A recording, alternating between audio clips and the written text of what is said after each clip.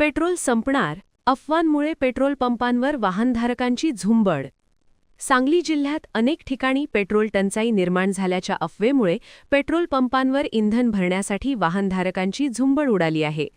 आखाती देशांतील युद्ध परिस्थितीमुळे पेट्रोल टंचाई निर्माण होणार अशा अफवा पसरल्याने अनेक पेट्रोल पंपांवर पेट्रोल आणि डिझेल भरण्यासाठी वाहनांच्या लांबच लांब रांगा लागल्याचे चित्र पाहायला मिळत आहे.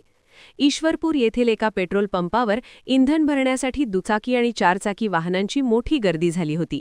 शहरी भागासह ग्रामीण भागातही अशीच परिस्थिती पाहायला मिळाली. दरम्यान जिल्हाधिकाऱ्यांनी कोणत्याही प्रकारची पेट्रोल टंचाई नसल्याचे स्पष्ट केले आहे. मात्र अफवांमुळेच पेट्रोल पंपांवर अनावश्यक गर्दी होत असल्याचे त्यांनी सांगितले. बाईट संजय पाटील, मालक, पेट्रोल पंप, ईश्वरपूर. नमस्कार, मी संजय राजाराम पाटील, वरून ईश्वरपूरमधील रहिवासी असून माझा रिलायन्स GOBPचा पंप आहे.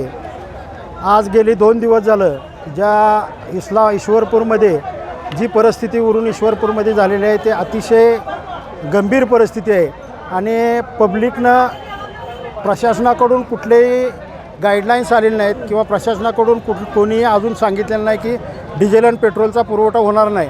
आम्हाला पण डिझेल पेट्रोलचा पुरवठा रेग्युलर चालू आहे, परंतु आजची आणि कालची परिस्थिती अतिशय गंभीर झालेली आहे. गेले 2 दिवस झाला आम्ही पंपावरच आहे.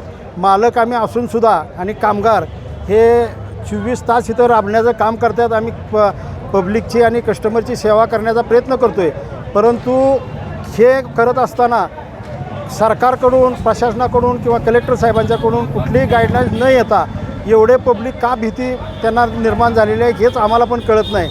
परंतु ह्या सगळ्या गोष्टीला कलेक्टर साहेबांनी असू दे किंवा सरकारनं असू दे हे गांभीर्यानं घेऊन ह्याच्यात पब्लिकला शाश्वत करण्यासाठी प्रयत्न करावा अशी आमची कळकळीची विनंती आहे.